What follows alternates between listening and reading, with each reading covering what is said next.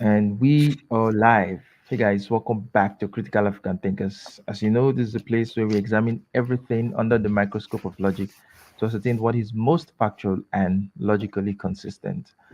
I'm happy to be having this show with Steve after quite a while, and we're going to be talking about, critical thinking, right?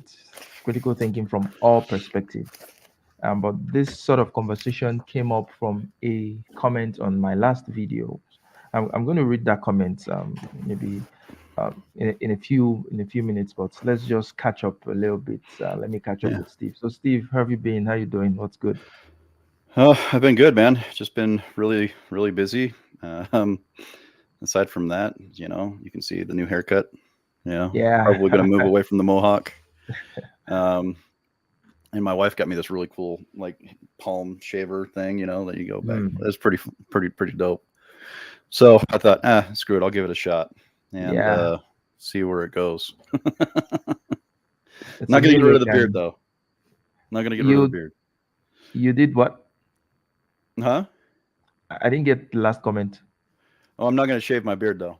That's going to Oh, stay. no, no, no, no. That's one. That's, I'll fight you if you try to take it off. yeah, it's the only thing that makes me handsome, dude. No, aside from that, Um, I've just been working and focusing on the new career, and right now I'm helping out on weekends, which are rough because they're 12-hour shifts. But uh, yeah, so aside from that, getting to do some really cool shit that I can't talk about. Yeah. So are you on weekends for a permanent basis or for an extended period of time? So it's just for a little while. We've got a guy out, and we've got a couple guys coming in, and they need help getting trained and up to speed and stuff like that. So I'm going to stick around long enough to help them do that, and then I'll probably go back to days, the Oh, weekdays. okay. Okay, that's cool. That's So cool. I'm a little bit more free now. So that's why I'm here. Yeah. 'Cause I actually have Let's free time.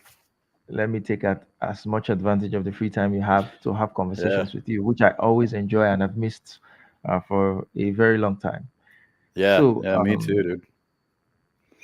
today's conversation, there was a there was a comment on my last video about DEI busters, and the comment reads, it say, "Can you make a video talking about how to critically think? How do you do that? How do you bypass?" Oh man, I need to find this thing again. Uh, okay, yeah. So it says, "Can you make a video about talking about how to critically think? How do you do that? How do you bypass that almost primal need to rebut the other person, to make your opinion heard? Also, how do you stay strong in your beliefs? It's easy to think others are right because they seem so convicted. I believe intellectual opposition is really hard and intimidating. How do you stay steadfast in your religion? How do you stop that feeling of anxiety of people disagreeing with you? Thank you."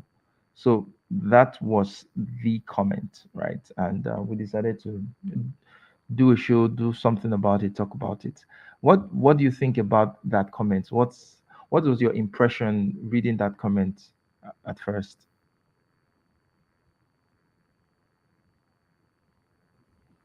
You're muted, Steve. Sorry, I forgot. The interesting thing about that, and I don't want him to think that I'm criticizing him, but there's a very unique logic in his argument where he's asking for critical thinking skills, but refusing to give up on his beliefs. That's those things are antithetical to one another. But if if you have a faith, it's okay. Beliefs are okay to have so long as you don't hold them ignorantly, I think. And that's kind of the thing, though, is that through argument you can refine your beliefs as well. So um, if you're a Christian, right, you can come to different ideas and different arguments that actually help support your beliefs a little bit. For me, being an atheist, some of these arguments help reaffirm my lack of belief, so to speak. But also, it helps me understand Christians a lot better. So it's debate, like critical thinking and debate, is not, in my opinion, about winning. It's not about winning. It's about understanding the people around you and understanding why people think. It's about getting to the truth as much as possible. And so there's That's kind of how I approach it. I don't hold on to my beliefs so rigidly that my knuckles turn white. If there was evidence that God was real, then I would believe in God. As a matter of fact, at that point, I wouldn't have to believe. I would know. So there's a difference between belief and knowledge. So yeah, that's kind of how I approach it. I don't really. I try not to hold on to my personal beliefs so hard that I can't acknowledge someone else's good point. Because then I have to think about their point, and I have to think about how I feel about that, and I have to critically think to myself, are my beliefs wrong, or is this just this tiny sliver of this argument not worth? Not excuse me, is not damaging to my belief, but it is a good argument that I need to research more, right? So a lot of arguments that we've had, I've had to do a shit ton of research to figure out, like, am I even right about the things that I think? There's this there's a bias called the illusion of explanatory depth, where you believe you know something incredibly well, but it turns out you don't know it very well. So it's also called the unread library effect. Library effect. Sorry. So I think people are a little bit more foolish about their beliefs than they realize. I think some of our beliefs are not as solid as we think they are. Mm. So critical thinking helps us separate, so to speak, the wheat from the chaff. Yeah, I think that's an incredible point to begin with. I mean, and I'm going to start with a critique of myself, right? I coming from work today, I rewatched that episode with Ada, the last conversation we had, and I was sort of appalled by myself in the latter part of the conversation, right? Mhm. The earlier part of the conversation, I think the conversation was going very well, but it got to a point where I noticed that I wasn't really listening to what Ada was saying. I was more arguing against a position that she wasn't presenting, right? Right. It was as if I was debating Charlie Kirk, right? And looking back at that interaction, it seemed as if I was really, really obstinate about a particular point I was trying to make. So even when she said, "Well, I agree with you," I almost totally dismissed that, and I was trying to force my point, right? Yeah. And I think I cut her off a couple of times, which was really, really, really bad. Wasn't a very good. So the reason I'm saying this is that at the point I was doing all that, I for sure thought that I was right. I for sure thought that my point made sense or my behavior made sense, right? And we can get sucked up into this point where we think that, or just because we think we're right, we have a right to, act in a certain way, which isn't really, really good, right? It means Yeah. that there are times that you're so certain in your position that you don't know how wrong you are or how wrong you can be.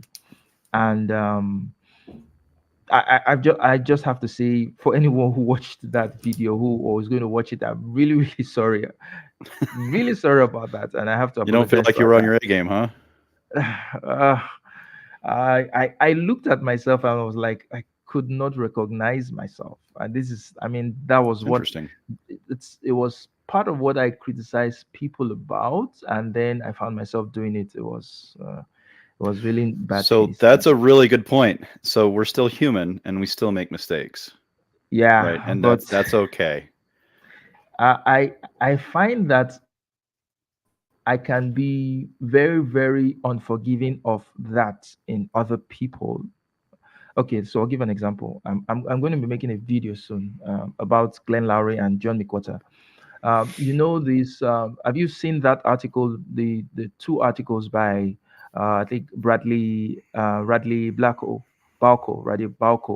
where he picked apart Coleman Hughes' article on the death of George Floyd. Coleman Hughes was basically endorsing the point of that the fall of Minneapolis, the documentary, the fall of Minneapolis, that George Floyd didn't die from the actions of Derek Chauvin. He died from drug overdose and all that. So there was an article that came out that sort of debunked the claims both the film and Coleman were making, right? And when that documentary came out, John Miquota and Glenn Lowry were so into it, and they believed that documentary. Oh, like they proclaimed we were lied to, right? They proclaimed, oh, the facts are coming out. Derek Chauvin was he was convicted wrongfully and all that. So now, after that article by this guy, both of them they've had a rethink of their position, and they felt they were too hasty, just believing what the documentary said and all that. Yeah. Now, watching that exchange and crafting my response to John and Glenn, my in my mind, I'm like, you should have known. You should have known to not just believe someone, right? You should have known to do some basic check. You should have known to do some basic research to just see whether what these people are saying, whether it makes sense, whether it's correct. And at the point, Glenn said that he so wanted to believe a counter narrative to the dominant narrative that he just fell for that. And I'm like, oh, what's the point of such discourse shouldn't be to just because you don't like the dominant narrative to believe just about any narrative, right? It's for you to find out what is true, what's the truth, right? Yeah. And I'm thinking that when Glenn believed that narrative at that point in time, he thought he was believing what was true. He thought he was believing what was correct, what was factual. He didn't know that he was being hoodwinked, right? I wasn't so forgiving of him I wasn't so forgiving of him for making that mistake, right? Then I Yeah. watched my video and I find myself making a similar mistake, and I'm like, okay, I think that's what keeps me from not making a lot of my own. But,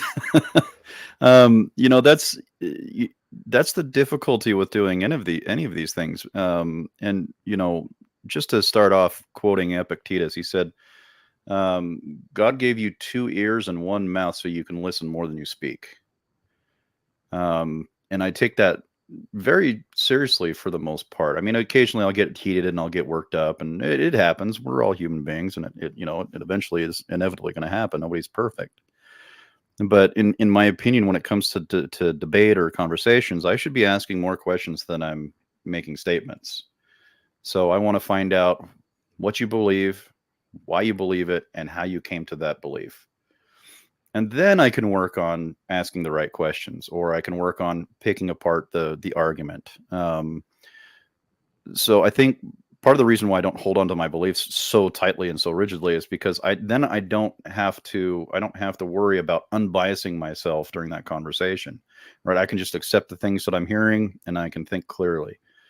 Um, and so it's really hard, especially in today's day and age where everything is on the algorithm to prevent you from seeing any other perspectives.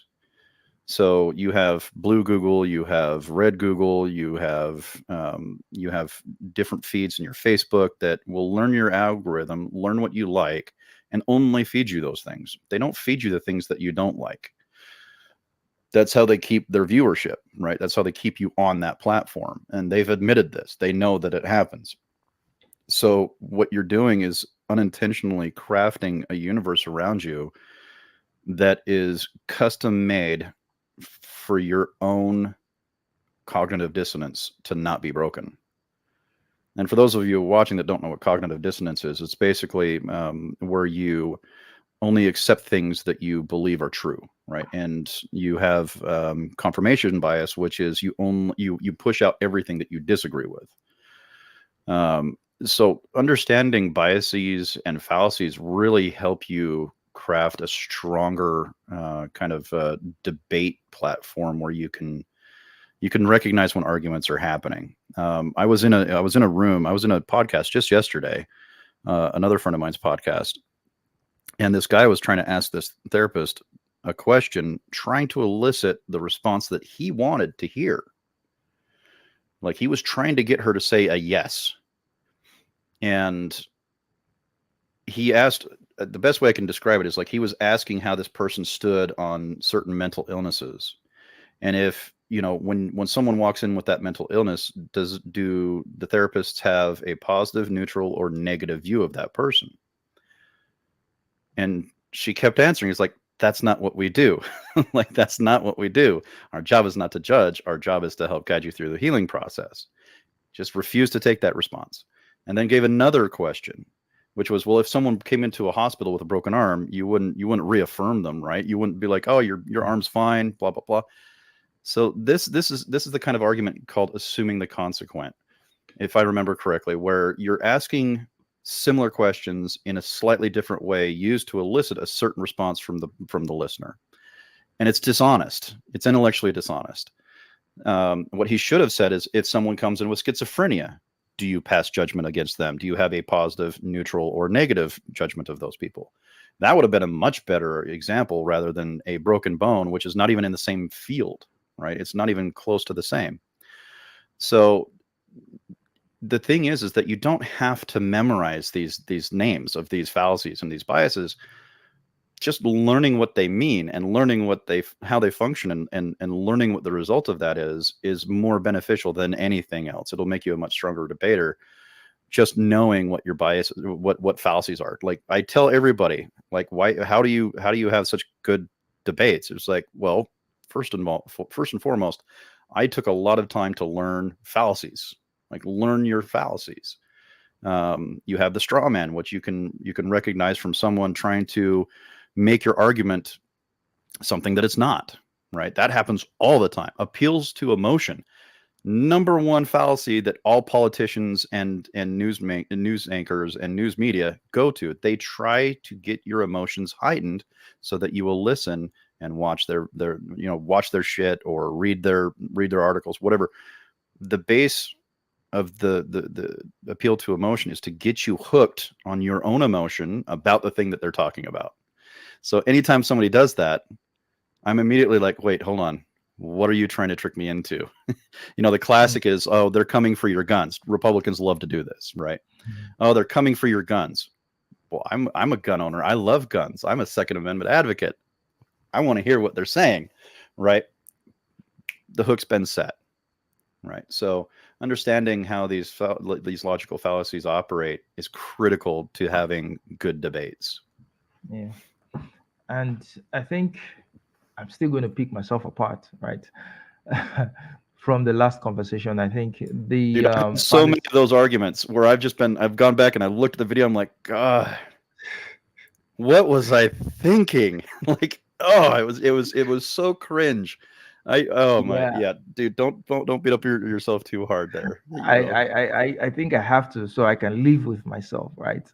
Because I like to think that I'm the kind of person who, um, you know, who doesn't, who isn't, except for my religious positions, who isn't. I'm not tethered to any position, right? I can change my mind with new information, and I believe I've changed my mind on so many things when I get new information, right? But the process of changing my mind takes time, and I have to, come across that new information over and over again and analyze it, right? But before I get to that point, why was I so confident in my previous position? Why did I hold on to that position? Why did I think I was so right about it? What was going on? So nowadays, when I change my mind on an issue, I ask myself, am I really getting it right this time? Or am I just believing some other BS until I come across new information? Right? So what is right? What is what is wrong? What is correct? Going back to the fallacy that you mentioned earlier about you trying to elicit a specific response from someone, right? I think I did that too with our last conversation, right? Which was really, really bad. I kept on harping on about DEI strawmanning, right wingers strawmanning DEI into saying they are hiring competent people. Ada had responded to me multiple times that she agreed with me, right? She had said that multiple times, but I I just wanted to get a specific You get answer, and you got the I was blinders like, on. damn. I looked at myself. I was like, this is so bad, right? This is so Yeah. bad. So, well, I don't want to use the "we are human" arguments, but we are human. But I know Yeah. I wouldn't be so forgiving of someone else making such a mistake. So, Yeah. You know? Well, and that's the thing too, is critical thinking helps us refine, it helps us refine ourselves as human beings, and to learn how to not make the same mistakes again. That's another thing that's really, really great for. Um, and so, for me, I've made arguments that were just absolute nonsense. They were just absolute bullshit. And then you've had me on the ropes numerous times. So, and I would like to think the same for you. I've had you on the ropes a couple of times, but the interesting thing about that is, like, I think people don't realize, it's like there's a black Nigerian Christian sitting across from an American white atheist having a perfectly reasonable conversation about things, when that is not the norm. This is actually an aberration, and that's sad. I find that incredibly sad that that's an aberration of society. That bums me out a lot. Yeah. But with your conversation with Etta, I think she did really well. I think she kept her composure very well. She's a remarkable woman, and I love her to death. And I'm not just saying that because she published one of my works, but she is really truly an amazing human being. And even I noticed that sometimes she doesn't recognize when she's making a fallacious statement too. There's a couple of her videos, but I can't point to one specific right now. I just remember that I remember saying it. But the another thing too is, like, if you're trying to over talk people, you're not listening, right? That's another thing that drives me absolutely crazy, is like watching someone not allow someone else to finish their sentences. Drives me nuts. Even though I do it occasionally, drives me nuts when it becomes like this habitual thing throughout the conversation. It's just like, okay, are you here to just talk at me, or are we here to discuss this topic that we're interested in? Mm. Yeah. You know, So Christina asked the question. She said, "What position have I changed my mind on?" Well, I've changed my mind on a couple of things, mostly on arguments, right? Not on the fundamentals, right? So I mean, look at fundamentally, like um, Fred was asking when he saw the thumbnail of this video, he was asking, "Is Charles conservative?" Right? He may not see me as conservative, but I am actually conservative. There is basically no conservative principle that I don't subscribe to. So whether it's small government, whether it's family values, whether it's religious, um, being religious, some of the other conservative. And if I were American, I'd probably almost always vote Republican, right? But I despise some of their arguments, the logic behind their arguments, right? And I used to believe some of these arguments, but now I just look at them and I'm like, this is so dumb, right? This is so stupid, right? So I I would try and think of an example of those arguments that I've changed my mind I can on. That I can give you a couple. Yeah, please So, do because well, I can give you examples. mm. The fact that Jordan Peterson blocked you is a good example of you being critical about so-called I Christian used conservatives. I almost used to worship You get the into literal fights all ground. the time with conservatives on Twitter, and I find it absolutely fucking hilarious. And I'm so proud of you, because I'm like, that's my friend. Like, he's a conservative, and he's chewing these people up alive for their stupid ass arguments. So So it's the funny anybody thing is who that, needs to see what Charles has changed on, just go to his Twitter and look at his Twitter history. That's well, enough for you right there. exactly. But you can't even find me on Twitter anymore because I was. You can find me on Critical African Thinkers, but my personal Twitter has been suspended. Broke too many Twitter rules anyway. So they said. Okay, well, there's proof positive.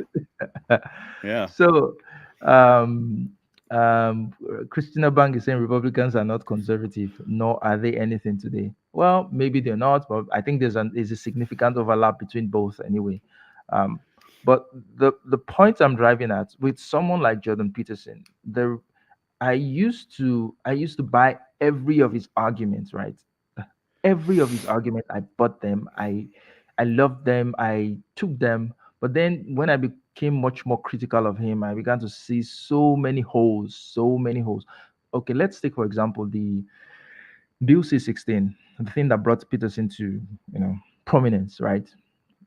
That guy literally strawmanned that bill.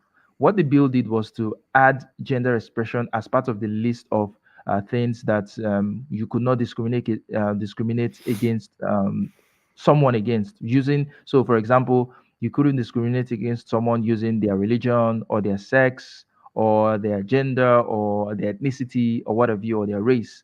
So they just added gender expression as part of it. But Jordan Peterson made it seem like, they're saying if you don't call someone a particular pronoun, you're going to be arrested, right? Like he made it seem as if it was compelling people to say, call other people by their pronouns, which wasn't what the bill was about.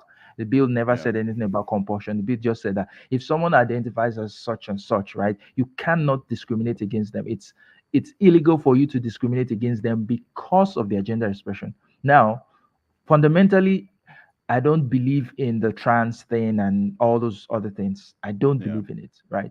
But that doesn't mean I don't see the logic behind that law, right? I'm not for the fact that I don't agree with your lifestyle as a trans person or what have you, doesn't mean I should discriminate against you. I think in a civil and in a secular society, that should be allowed. You shouldn't discriminate Right. against people because you don't agree with their lifestyle choices. It's their life anyway, right? So I may not Yeah. agree with it, but I don't think I should disagree. So Well, and on that he used another fallacy in there too, which was the slippery slope fallacy, right? So he was like, if this, then this, then this, then this, then this, right? He took it way past what the bill's intent was supposed to be. exactly, And I think we're all for freedom of speech, absolutely, but discriminatory speech is another thing. exactly. So yeah, that's it's mostly the arguments that I really am like, no, these arguments make no sense whatsoever. At least if you want to, it's better to even still man a position than to straw man it, right? So give the best charity and then take it apart. But when you make a caricature of your opponent's argument, it just makes you come off as weak, right? And it's something I see Jordan Peterson doing a lot of the time. He complains about um the woke complains about the woke being, how do you put it, they are like, oh, the screaming, the world is coming to an end, the world is coming to an end, right? But he is exactly like that.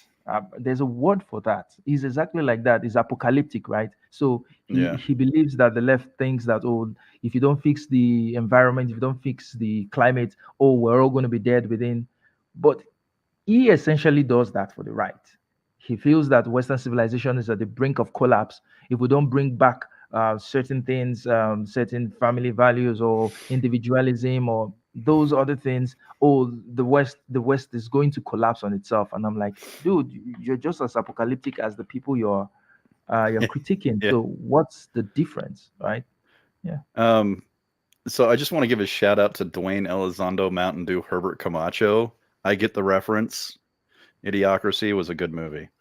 Um, so absolutely, and I have such a difficult time watching these pundits, and I would call them that because they're huge critics of pretty much everything. But then you have people like Matt Walsh who are so disingenuous with their arguments. There used to be a time when journalism, and this is what these people tout themselves to be as journalists. That's at the end of the day, that's what they're trying to do. That they're trying to be journalists. They're just not writing it. They're just blogging it. But they have such disingenuous intent to find the truth. They're trying to prove that they're right rather than trying to find the truth.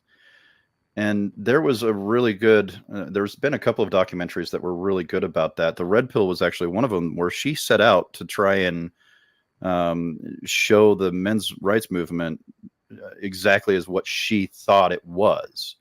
And she walked away realizing that the entire time she was hearing answers that she wanted to hear, but not hearing the answers that were being given. And it completely changed the way that she thought about her own beliefs. And it really transitioned her through this process of like kind of getting rid of those biases and actually listening to the people that were speaking. And so you know, there's so many sources out there that are so disingenuous, and so few honest ones that get so little traction, like your channel. Or there's other channels out there that are heavily left leaning, but they at least give the right some of the arguments. You know, they're like, hey, yeah, this thing is right. You've got Destiny, who is, I would say, considerably left, and he's out there arguing for, you know, freedom of speech in colleges. He's out there arguing against certain conservative and liberal policies. So that to me is someone, and he's not perfect, don't get me wrong. I don't like exalt him or anything, but I respect him for his ability to critically think. There's tons of them out there, but they just don't get the traction. Why? Because that's not what people want to hear. They don't want to hear that their opinion is either wrong or flawed. They just don't. So they don't get as much traction. It's really unfortunate. Yeah. So, yeah, you mentioned Destiny. I'm familiar with Destiny. I think, I respect him to an extent. He he's is good, but the flaws with his arguments at times. There are Yeah. two people on the internet that I have found to be incredibly logically, factually consistent. Right? One is an atheist, cosmic skeptic, Alex O'Connor, who is the Yeah. who is the host of that Cosmic Skeptic. Yeah. Of course, I don't agree with his conclusions, but his arguments are always on point. Oh, they're great Always on arguments. point. He has great arguments, and he would never strawman a position. He would never mischaracterize a position. So there was a debate he did with a Muslim, or with a Muslim guy, where they were talking about free will and all that, and so many other things, Western civilization. I agreed with the conclusion of the Muslim guy, but I agreed with the arguments of Alex O'Connor because his arguments were irrefutable. Like every step of it was logical, right? Yeah. The other person is a guy called Lona Box. I just discovered him. He's actually Palestinian. I think he lives in the West. He's Palestinian, and he's been covering this Israeli-Palestinian conflict. Right? That guy is the most objective person as I've ever seen. When it comes to giving charity to the Israelis, he'll give charity to them. He will state like, okay, this and this is the way. He understands why Israel is doing what they're doing. Yeah. He will say it the way it is. And when it comes to giving the due to the Palestinians, he'll do the same. So much so that some people who see him talking about the Palestinian side will say he's a propagandist for the Palestinians. At the same time, and another video where he's talking about, basically being on the side of the Israelis, they'll say he's an Israeli plant, he's a propagandist for the Israelis. But if you look at what that guy is doing, he's been consistent, right? He's not being emotional about it. He's just laying bare the facts of, Right. and I respect those two guys incredibly. I don't think I've seen So anybody on the internet that I respect more than both of them. to point out the very thing that you just said, people will call him a shill, right? That's an ad hominem attack. They're not attacking the argument, they're attacking the person. So immediately there's something up with that. Yep. You know what I mean? So it's like even something simple like that should pique your ears a little bit. And whenever I listen to people speak, it's really, I think people forget that the mark of intelligence is someone who can keep two competing ideas in their head at the same time. That is critical to the fact to the idea of being able to have debates and to have real good positive outcomes to your conversations. And positive outcomes I will leave up to you to decide what that looks like to you, but it's hard. It's like there's times where someone will make an argument and I'm like, I have no rebuttal for that right now. And so I have to hold on to that very controversial opinion in my head. And I have to hold it there. I have to sit on that uncomfortableness. And it's uncomfortable. The fact that, it's like I was talking to someone the other day and they're like, I don't agree with trans people. Like you said earlier, I don't agree with trans people, but they do at least deserve the rights and protections under a civil society. If that's as far as I can get you to go, I will fucking take it every day, all day long. If it decreases the amount of violence towards those people, I'll fucking take it. You know what I mean? Because at the end of the day, all you're going to do is leave them alone. that's awesome. You know what I mean? And even so, it's like I advocate for Christians all the time. I have on here many, many times, and I'm not a Christian. I'm an atheist. So, like, to be able to do that and defend people's rights while also simultaneously acknowledging that they may or may not have a good argument is something that I think takes practice, and it takes time to understand that and actually to believe that that's what you're actually trying to do, without feeling that discomfort that forces you to say something that you really don't need to say, if Right. that makes any sense. Yeah, it does. It makes a lot of sense. But I'd like to take this to, people on the internet that, um, those on the right are pushing certain narratives, those on the left pushing certain narratives, right?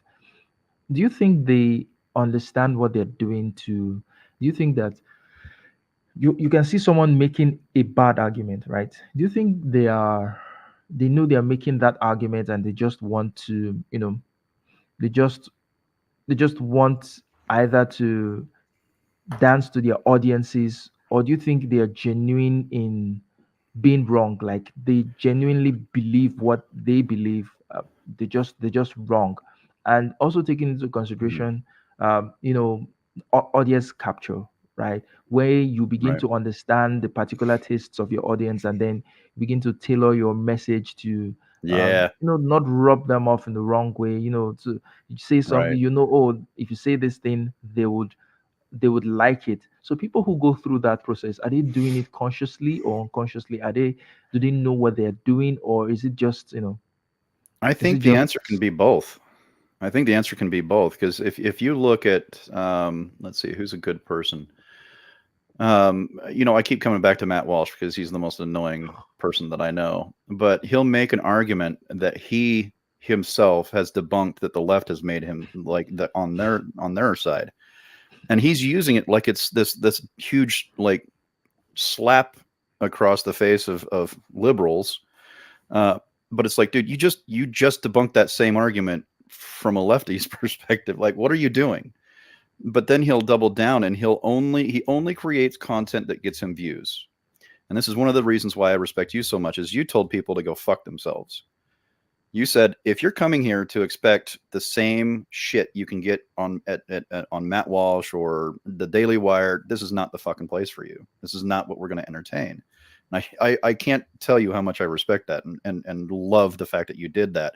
And yeah, it cost you some viewers, but I think it gained you some too. So I think also the level and quality and the caliber of the people watching and voicing in are also significantly better than they were 2 years ago.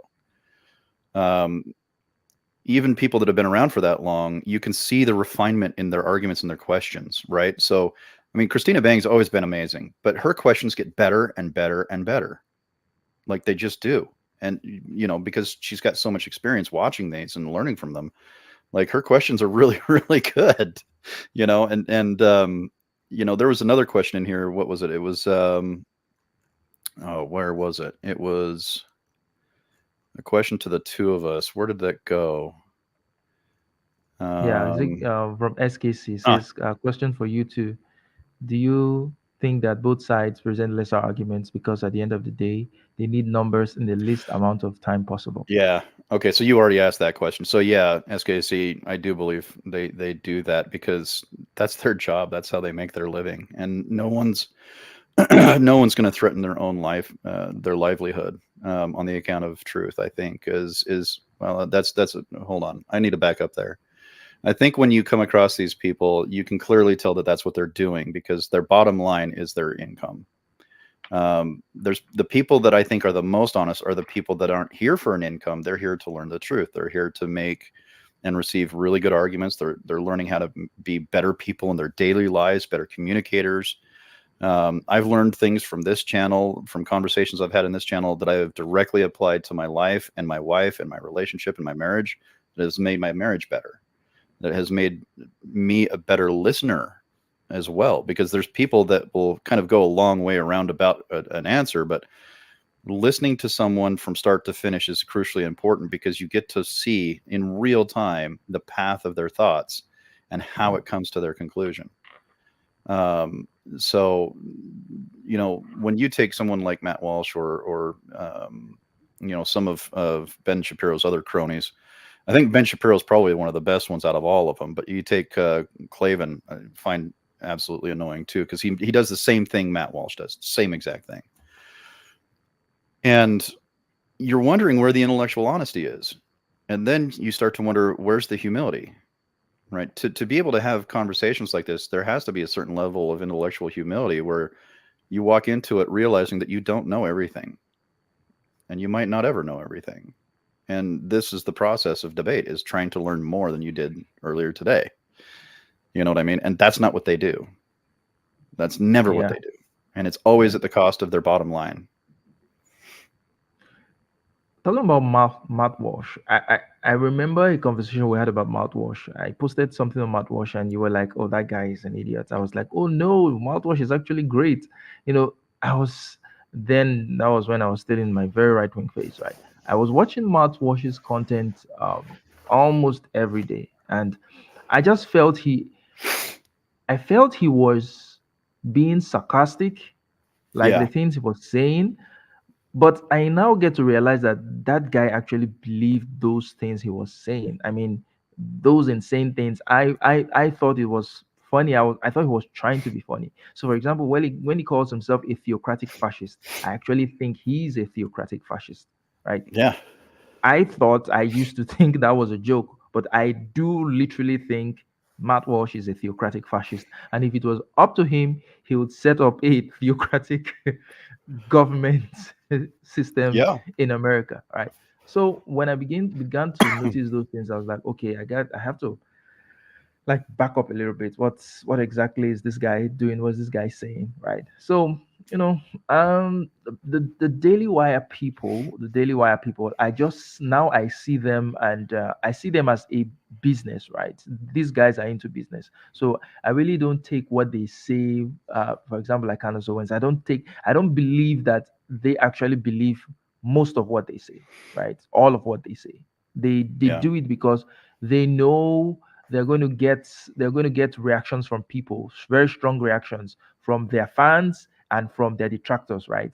So there are Yeah. people who don't like them that will go and watch their content just so they can bitch about it, but that's bringing revenue to them. And there are those who like them who will be, yeah, I will subscribe to them and do all those things, right?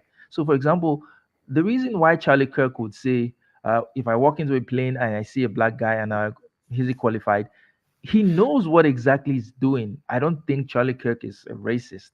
I don't, but he knows that his audience is going to like lap it up. Like, he knows that even though I made a video saying Charlie Kirk is a racist, no, but he knows well, what he said is racist anyway. Yeah. But I don't think he himself is a racist per se. But he knows that is going to offend people he knows he's going to offend black people. And he It's knows he's clickbait. going to get, yeah, it's exactly clickbait. He knows his audience, they're going to love it. They'll be like, yeah, yeah, yeah. When Candace Owens goes and then says, well, if I go into a plane, I see a woman, I'll be terrified. Doesn't actually believe that, because I can bet you that she might have been in a plane that was flown by a woman once and she never complained about it. But she knows that. And I even believe that they are the ones that cut up these very spicy clips of themselves saying these crazy things and just push it out there to Yeah. gain attention, to drive traffic to their platforms. Right. And that's one thing that I do appreciate about some intellectuals. Like, at one point in time, Jordan Peterson didn't have a problem saying I'm wrong. There's numerous clips of him admitting that he was wrong about something, or that he incorrectly made a statement that was against what he was intending to saying. Um, there's other people like Richard Dawkins has also admitted with the Cosmic Skeptic. I believe it was a conversation with him. Two atheists sitting in a room, and Cosmic Skeptic is like, don't you think you're being a little bit harsh on these people? And he's like, it's possible. Yeah, I probably am. That's the kind of intellectual humility that I'm talking about, that is really difficult when you start getting a public eye and all of a sudden your paycheck starts to go down because you're being intellectually honest. So there's no money in honesty. As a matter of fact, it's probably going to make it broke. True. Look at I think it was oh God, name. I believe it was Socrates. I mean, he died penniless, and democracy killed him. You know what I mean? So they don't tend to mention that, do they? That democracy killed Socrates, um, which is why I live in a republic and not a democracy. But um, yeah, so there's a certain amount of intellectual honesty that I think really the best come with, and I think that's why the Cosmic Skeptic is as popular as he is because he has that intellectual humility and honesty. He can absolutely recognize a really good argument, Yeah. and it doesn't have to threaten his perspective. It doesn't have to threaten his At all. beliefs. At If all. anything, he will refine his beliefs and his understandings about things to investigate further whether or not his beliefs are valid or relevant. So I can't respect him enough as well. And someone else that I watched a lot was Stephen Woodford of Rationality Rules. He's not as good as Cosmic Skeptic as Alex Mhm. O'Connor, but he's still really good. His video quality is fucking phenomenal. Yeah. And his arguments are really well thought out. They're really well researched.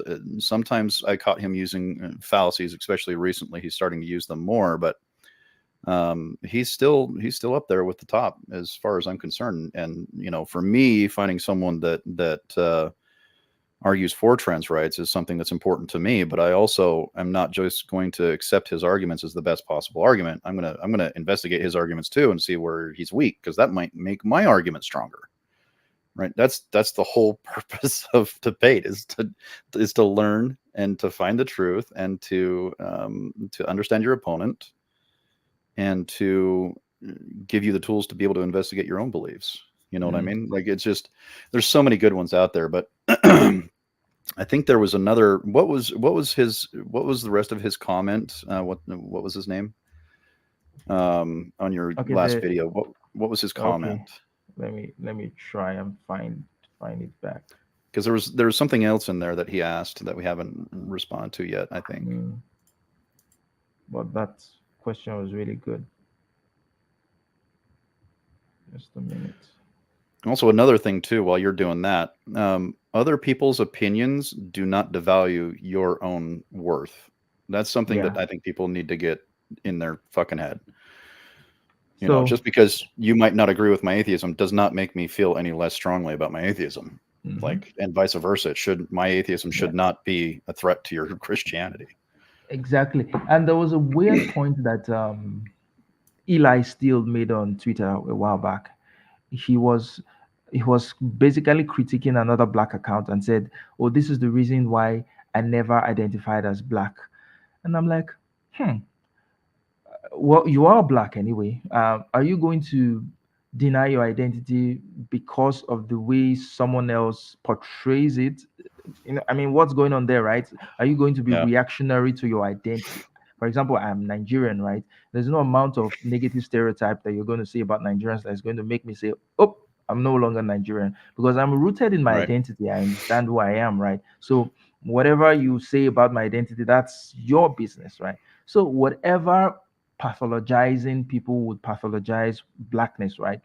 Doesn't it shouldn't be the basis for you to say, well, this is why I never identified as black, or this is why I never wanted to be black. It just seemed silly that you would base your identity as a reaction to what other people are doing rather than your own confidence in yourself, right? Yeah. To respond to Amos theory, you're correct. Opponent is the wrong word to use. Usually, I use conversation partner a lot, or your interlocutor is another terminology that I use a lot. But a lot of people don't understand that terminology. So conversation partner is one that I use frequently. And if anybody's curious, if you really want to learn how to have good conversations, Peter Boghossian and James Lindsay, who I don't personally like as human beings. I don't like their political beliefs. They're very anti-trans. But they wrote a damn good book called How to Have Impossible Conversations, and it is fucking phenomenal. It changed my life. It's the #1 book on my recommendation list. It's the first book that we read as a book club with me and my friends. Like, that book is critically important to learn and to listen. So just throwing that out Yeah. there. They Speaking leave their about Peter, they leave their politics out of the book, so that's nice. yeah. What about Peter Boghossian? I think you introduced me to him, and I started watching a couple of his videos, which I found quite interesting with the way he, tries to get you to a certain place, right? It's more like an Yeah. interaction, right, where you get to discover for yourself the journey rather than him Street telling you. epistemology. Yeah. Yeah, street epistemology. Then something happened. I don't know why. If you make a bad argument, a really, really bad argument, you can just make me put me off, right? So there was a conversation he and Carl Benjamin, Agon of Sagard or something. What's his other Yeah. name? Carl Benjamin, right? They were having a conversation, and Peter Boghossian did some really, he was making some really weird argument that Carl just dismantled right in front of his eyes. I was like, okay, what the hell is going on here? This guy knows the rules of, he knows the rules of the of logic of the game and all that, but he's still falling for this same thing. Just like I had said earlier, like myself falling for those fallacies when I was talking with Ada the other time, right? So yeah, so maybe I just have to be much more forgiving of people. I I find myself being unforgiving of intellectual dishonesty, intellectual stupidity. Um, yeah, I can't like I really can't stand people who are intellectually stupid. You can even kill someone and I'll be like, okay, I can forgive you. But if you are being a moron, like Everybody I heard it. probably Charles would said murder's forgive perfectly acceptable. Just don't be a dipshit. you. That was a joke anyway. But it just shows how much I despise bad arguments. So I could like your conclusion. I could agree with your conclusion, but I'll fight you to the death if the way you get to that conclusion is with bad arguments. And part of the conversations that you've seen me having on Twitter with me tackling conservative accounts, that's essentially what I'm doing. It's not as if I disagree with their conclusion most of the time. Their arguments are bad, like really, Yeah. really, really bad. Well, your criticism of capitalism was awesome. That's something that I might not be able to ever do, is to argue from a position that I am not comfortable with, and you did it expertly. And I've found a couple of, now later, like 6 months later, found some holes in your logic. But aside from that, I mean, that's how long it took, because that's how good your argument was. Like Mm, that's dope shit right there. That's awesome. That thank means you're you. thinking through the problem effectively using critical thinking skills. Yeah. Um, the I think the most difficult part that I have is when I'm talking to someone who isn't honest about what they're talking about. And what I mean by that is, like, when you're having a conversation with someone, you can tell when they're really curious, when they're open-minded, when they're humble, when they're legitimately there to learn or to listen. You can tell. And then you get people that are there to push a certain perspective, and they're not going to budge. You're never going to change their mind. You're not ever going, no matter what you use, no matter what tactic, no matter what facts, you will never change their mind. And in the book I mentioned earlier, they recommend leave. Don't have a conversation with that person, because it's just a waste of time. And other things too, like building golden bridges. So let's say that we're having an argument, Charles, about Christianity, and I make a really good argument, but I keep pushing you, right? I keep pushing you and pushing you and pushing you to the point where you feel like you can no longer advocate for humility in this argument, and so you stonewall, right? You're like, you're not going to convince me otherwise. This is not going to happen, and you become defensive rather than open to communication. Their perspective is build golden bridges, say just enough so that you can then they can feel comfortable coming to you and having a conversation again. Like, that's critically important. You don't need to beat people over the head until they submit. You just have to introduce some doubt, let them figure it out, come back, talk to Yeah. you. And it doesn't mean you're going to win anything, because again, the point isn't to win. The point is to have good conversations. Yeah. but you're building a bridge where people feel comfortable coming back and talking to you about the thing, and they know they're not going to get shit on, that they're not going to be judged, they're not going to be criticized. You're going to have a great conversation. And I think that's something that people miss. They go in for the coup de grace, and it's like, no, no, no, no, no, no, no, no, don't do that. Back the fuck off and let them sit with that for a little while. Let them think about it. Right. Yeah. Another thing too is like, stop using facts. Like in their book, there's like, stop using facts. Facts have never changed anybody's opinion. You could probably, and that's arguable, but for the most part, facts don't change people's feelings. They really don't. If that was true, we would have a much more diverse society. So the best thing that you can do is investigate why someone feels the way that they do, and point out the fallacies in their logic, and let them come to a new conclusion. And then you talk again to see what that new conclusion is. And then you do the same process over and over again until you refine either your belief, or you are able to come to a point where, like, I don't believe in this, but I still support it. And that's where I'm at with Christianity. It's like, I don't believe in God. I don't believe in Christianity. I don't believe in any religion for the most part, but I can still advocate for your right to believe those things. It is your right as a human being to believe those things, whether I agree with them or not. And I'm going to defend that. I'm going to defend your right to be a Christian anywhere and everywhere. So I think that's kind of where I wanted to go with that. Sorry. That was a long roundabout way of saying something. No, it's cool. It's cool, and that's part of the problem I also have with right wingers / conservatives / Republicans, right? Um, a lot of their arguments, for example, they'll say, "Oh, we want small government. We want people to be able to make certain choices for themselves. We need the government out of the home. We need the government." But then, when it comes to a position that they'd like the government to step in, Yeah. they are for government all of a sudden. Now They it's want the all government okay. to ban this. They want the government to do this. They want to go, and I'm like, well, this is not consistent. You can't have it both ways. You can't be for small government when it's convenient and not be for it when it's not convenient. Yeah, of course, I'd prefer that the government does everything I agree with, right? That everything goes my way, but I wouldn't be consistent, right? At least not logically. I wouldn't even be comfortable with myself, because I'll look at like, oh, this is not, you know, this doesn't make any sense. Yes, Yeah. I'd rather people not have abortions, right? I'd rather people not get divorced, right? But at the same time, I'd rather not want to use the government to enforce those things, Right. right? I'd rather not want to use the government to enforce those things, even though I don't like those things. So, where do you draw that line? Where do you draw the line?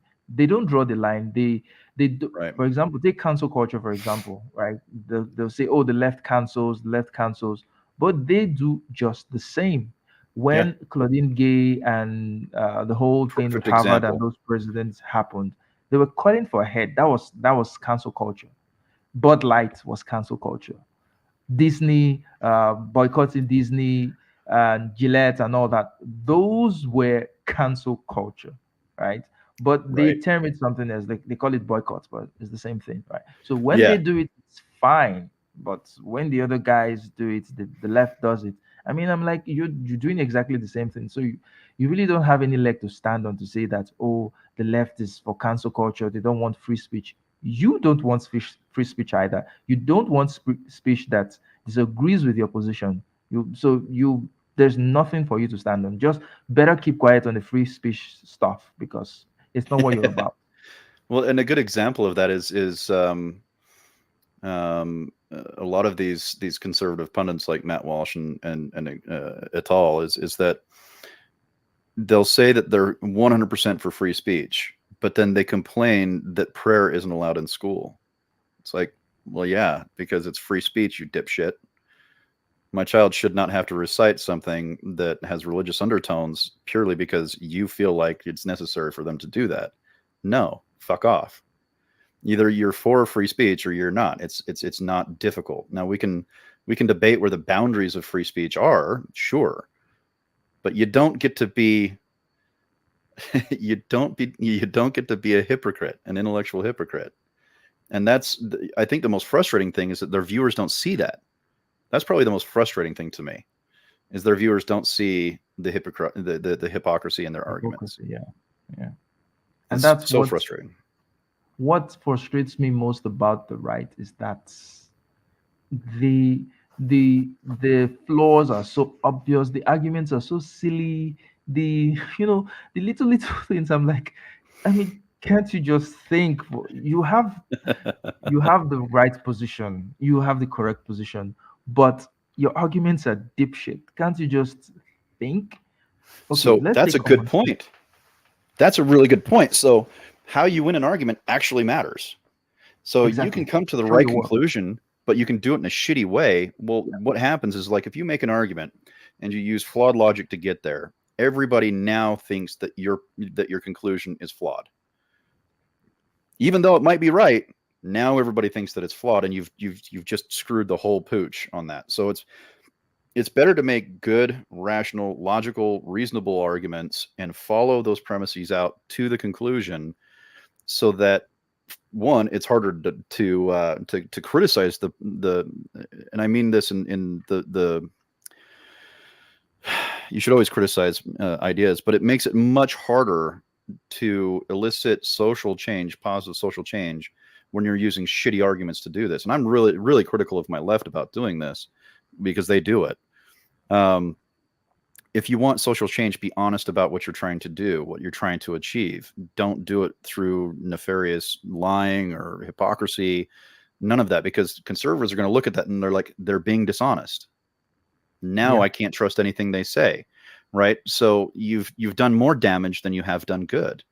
I'm a firm believer that the reason why the left is losing so much here in the United States is because they have lost the ability to have conversations. They've lost the ability to have debates. They've lost the ability to rationally discuss issues that are prevalent to them. And it's a crucial failing on the left side, and it's Well, gonna harm them. I think I may have to disagree a little bit. I used to believe what you just said, right?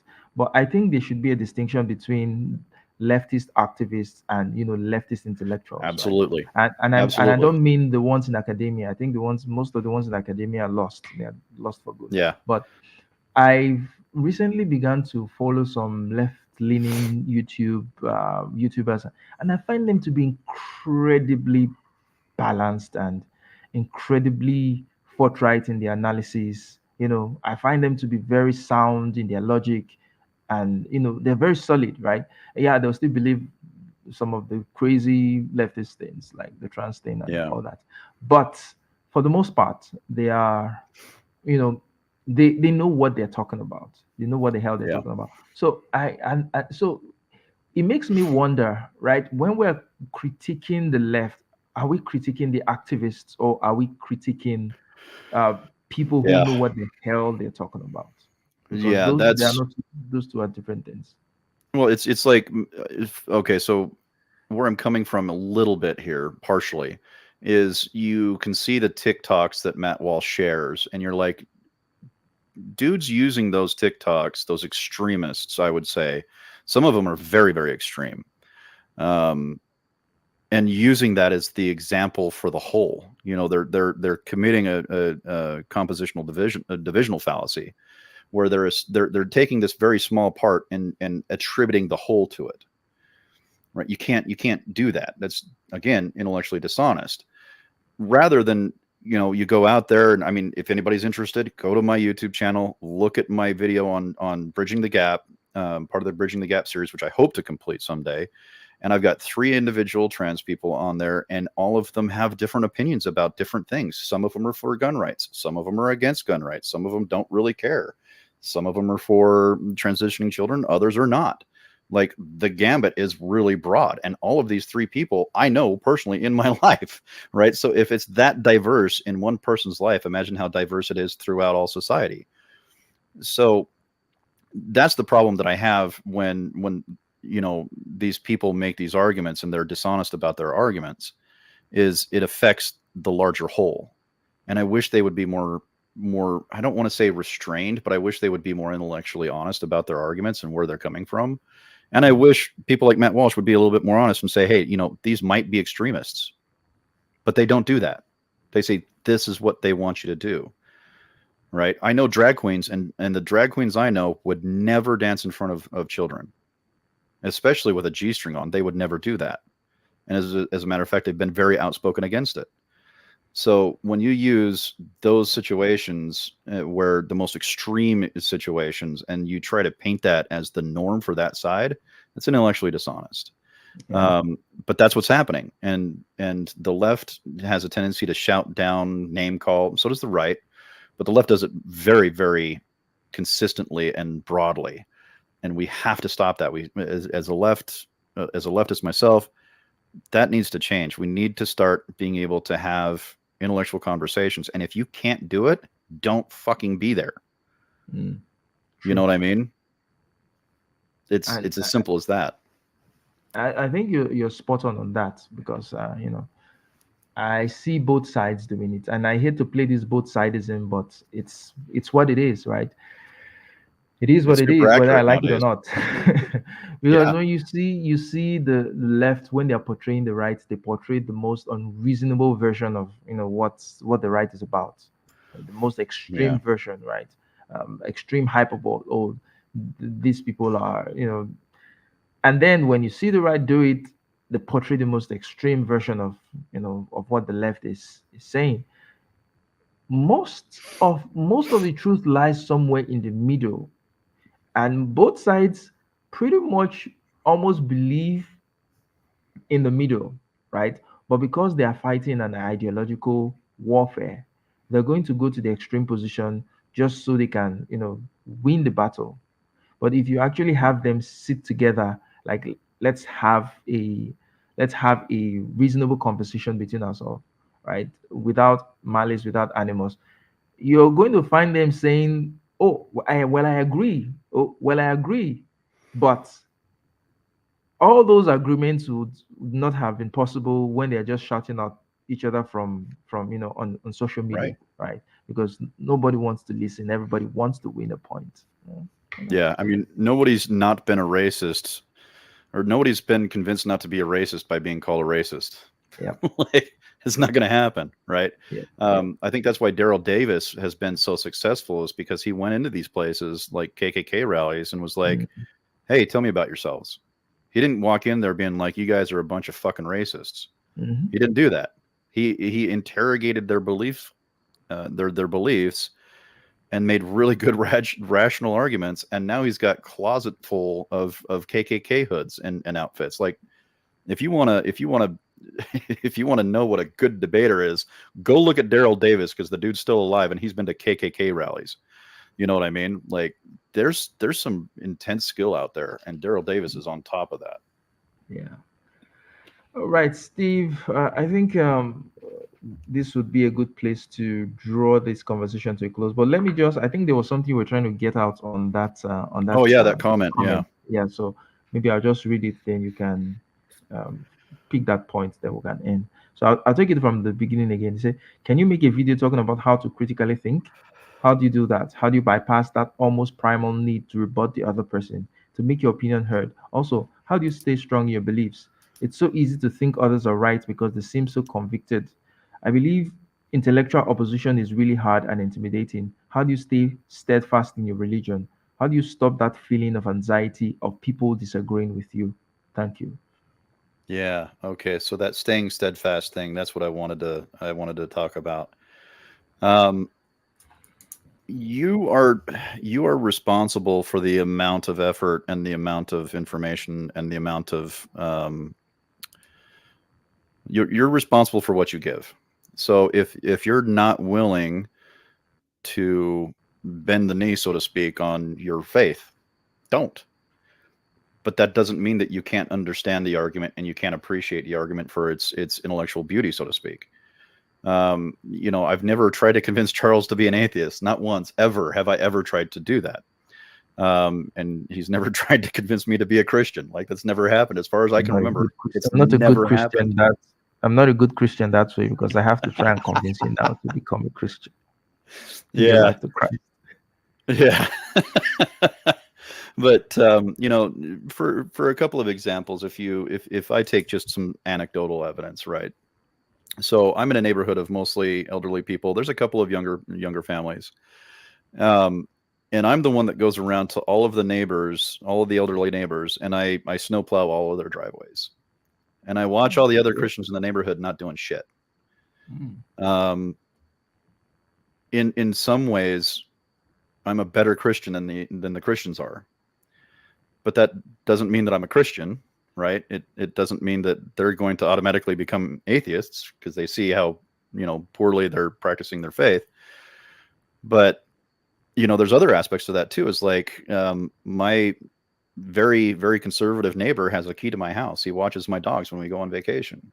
I trust the man. I have a trans friend who used to watch my son all the time.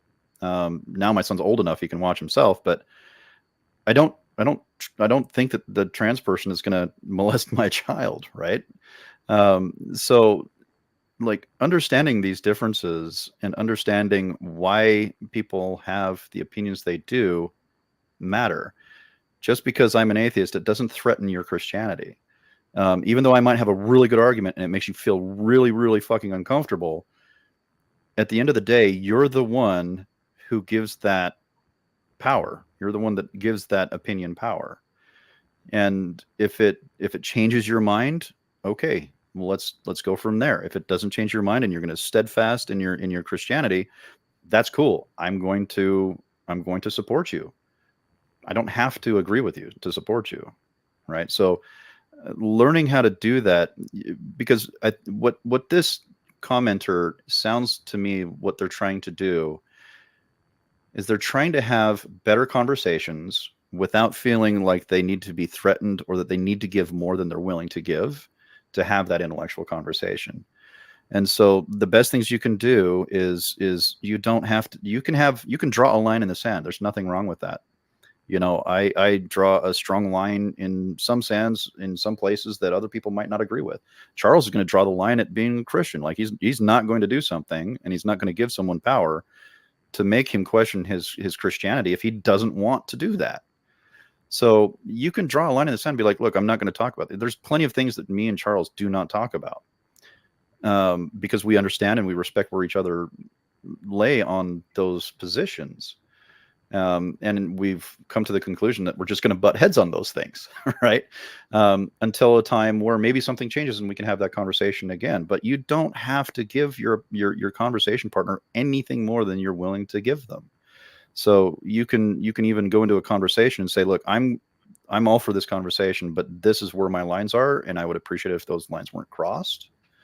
And everything else is on the table. And let's everything else is good. Let's have an argument about everything, right? You can do that.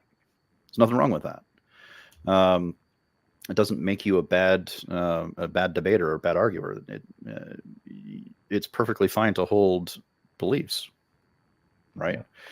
The difference is when your beliefs are now being imposed on someone else. That's where I'm going to eventually have a problem.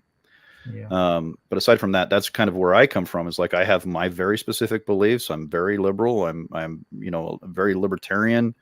Some of these things I'm not gonna budge on, and some things even within those criterias, I still might budge a little bit.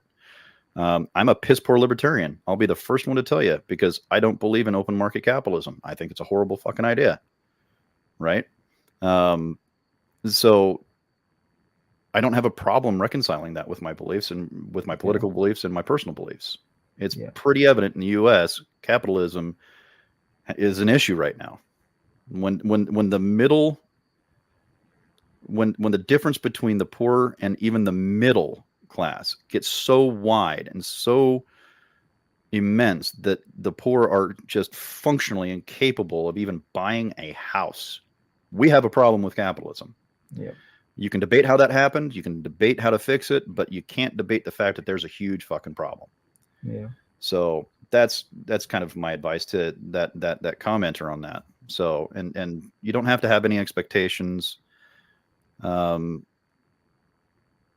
learn your biases and learn your fallacies. They're cognitive biases and logical fallacies. Learn them.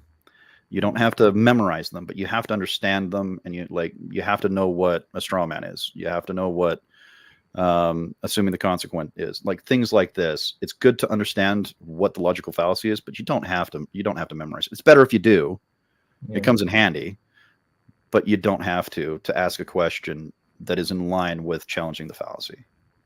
true. Oh, beautifully said. I just want to say something real quick about the critique of capitalism and all that. When I do it on Twitter, I get called a Marxist, um, which Yeah. is technically correct because Marxism is essentially a critique of capitalism. But I am still a capitalist. I'm fundamentally a capitalist. I'm actually in the process of setting up my own business, right? I'm going to employ people. That's capitalism. I'm going to pay people, right? That's capitalism. But it doesn't mean that I can't say anything about the flaws in capitalism itself. The fact that I'm a capitalist doesn't, you hear some people say, oh, well, if you hate capitalism so much, why do you buy and sell? Why are you in a capitalist system? And like, where the hell do you want me to go to? Right? If I'm if there's a problem in my house and I'm pointing it out, does that mean I want to leave my house? Does that mean I want to just run away? No, Right. Yeah. no, I'm trying to make it better. That's why I'm calling it out. So there was this video of this young lady who was crying that her job, she was working two jobs, yet she could not afford um, to rent a house by herself, right? She Yeah. couldn't afford to. And people were like, "Oh, how do you expect to live life on a minimum wage job, or go get another degree?" And I'm like, really? In this 21st century, in the greatest period of human history, a full-grown adult cannot live on one salary. And you think the best response to that is go and upgrade your skills. You, Yeah. this person is not saying, "Oh, I want to live a luxurious lifestyle." This is the bare minimum of existence. Having Yeah. food, clothing, and shelter. Nobody should have to struggle to have those basics. I mean, one job should be able, in the current world that we live in, one job should be able to take care of the basic needs of an adult. Well, Even it ought food. to. Yeah. It ought to, right? It ought to. It isn't, right? But I am thinking that with the level of human development at this point in time, this should be a foregone conclusion. So for you to tell the person that the person probably needs to work hard more or need to upgrade their skills or need to go get another education, it just seemed, it seemed silly to me, right? It seemed like there's a problem that you don't think is a problem enough to be solved, right? You just want to push it to say, oh, this person is not serious enough. Yeah. How someone is working two jobs and you're saying they're not serious enough? No. Right. Well, and to caveat that really quick is like this is something that I see common in arguments too. Is they're like, well, um, you know, well, you shouldn't have just slept around, and you should have gotten married to your baby's daddy and all this other stuff. It's like, okay, so what Yeah. they're trying to say is that the downfall was when we started moving away from two parent households, and I'm not going to argue that. Like a lot of problems came from breaking up the family, especially in black families, um, but the answer isn't always the opposite of the cause of the problem, Yeah. right? Sometimes it might be, but you don't have to hold on to that so tight that you're like, the only way that we fix this is by forcing people to stay married. That's not, first of all, that's not the situation that we're in anymore. Two, how the hell are you going to legislate that into existence? And three, will that actually solve the problem? Probably might not. Probably might not. So that's a common fallacy that I see people doing as well. It's just assuming that X was the cause means B is the solution. That doesn't always necessarily mean the truth there. So yeah. But anyways, Yeah. thanks for having me on today, Charles. I miss talking to you. Yeah. Thank you, Steve. Thank you very much. It was a lit conversation. I really enjoyed myself. I hope the guy that made that comment, I hope he's able to see this, see our thoughts on that. And that will be all for the show. Like, share, and subscribe. And we'll see you guys in another show. So it's bye for now. Thanks, everyone.